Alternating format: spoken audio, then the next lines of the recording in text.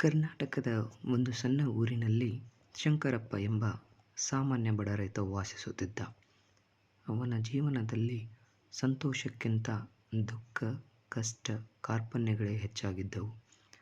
12 ಎಕರೆ ಭೂಮಿ ಇದ್ದರೂ ಕೂಡ ವರ್ಷದಿಂದ ವರ್ಷಕ್ಕೆ ಬರೀ ಬಿಸಿಲು, ಬರ, ಸಾಲ ಇವುಗಳೇ ಅವನ ಜೀವನದಲ್ಲಿ ಇದ್ದವು.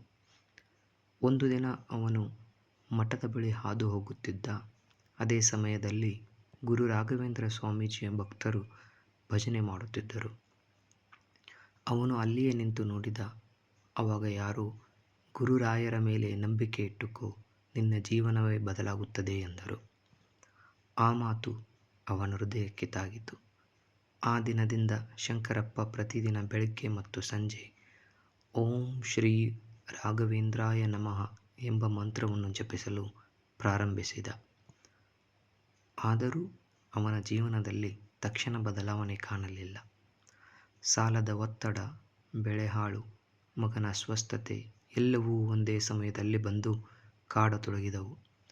ಒಂದು ರಾತ್ರಿ ಅವನು ಗುರುರಾಯರ ಭಾವಚಿತ್ರದ ಮುಂದೆ ಕೂತು ಅಳುತ್ತಾ ಕೇಳಿದ, ಗುರುರಾಯರೇ, ನಾನು ನಿಮ್ಮನ್ನೇ ನಂಬಿದ್ದೇನೆ. ನೀವೇ ನನ್ನ ಆಶ್ರಯ, ನನ್ನನ್ನು ಕಾಪಾಡಬೇಕು ತಂದೆ ಎಂದು ಬೇಡಿಕೊಂಡನು. ಆ ರಾತ್ರಿ ಅವನಿಗೆ ಕನಸಿನಲ್ಲಿ ಗುರುರಾಯರು ಕಾಣಿಸಿಕೊಂಡು ಮೃದುವಾದ ಧ್ವನಿಯಲ್ಲಿ, ನಂಬಿಕೆ ಕಳೆದುಕೊಳ್ಳಬೇಡ ಮಗು, ನಿನ್ನ ಕಷ್ಟಗಳು ಕೊನೆಗೊಂಡು ಸಂತೋಷದ ದಿನಗಳು ಬರಲಿವೆ ಎಂದು ಹೇಳಿದರು. ಮಾರನೆಯ ದಿನ ಬೆಳಿಗ್ಗೆ ಅವನು ಹೊಲದಲ್ಲಿ ಹಳೆಯ ಬಾವಿಯ ಬಳಿ ಮಣ್ಣು ತೆಗೆಯುತ್ತಿದ್ದಾಗ ಒಂದು ಚಿನ್ನದ ನಾಣ್ಯಗಳ ಮಡಿಕೆ ಸಿಕ್ಕಿತು. ಅದರಿಂದ ಅವನು ಸಾಲವನ್ನೆಲ್ಲ ತೀರಿಸಿದ. ಮತ್ತೆ ಹೊಲದಲ್ಲಿ ಬೆಳೆ ಪ್ರಾರಂಭಿಸಿದ.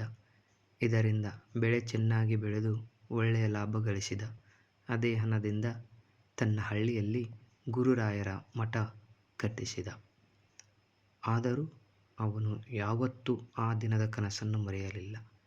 ಪ್ರತಿ ಗುರುವಾರ ಅವನು ಮಠದಲ್ಲಿ ಅನ್ನದಾನ ಮಾಡುತ್ತಿದ್ದ.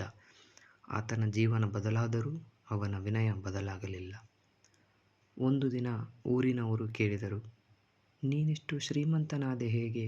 ಇದೆಲ್ಲ ಹೇಗೆ ಸಾಧ್ಯವಾಯಿತು ಎಂದು ಕೇಳಿದಾಗ ಅವನು ನಗುತ್ತಾ ಹೇಳಿದ, ನಾನು ಶ್ರೀಮಂತನಾದದ್ದು ಚಿನ್ನದಿಂದಲ್ಲ, ನಂಬಿಕೆಯಿಂದ.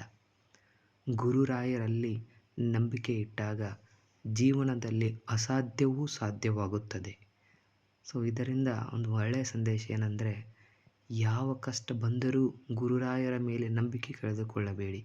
ಅವರ ಕೃಪೆ ಯಾವಾಗಲೂ ನಮ್ಮ ಜೊತೆ ಇರುತ್ತದೆ.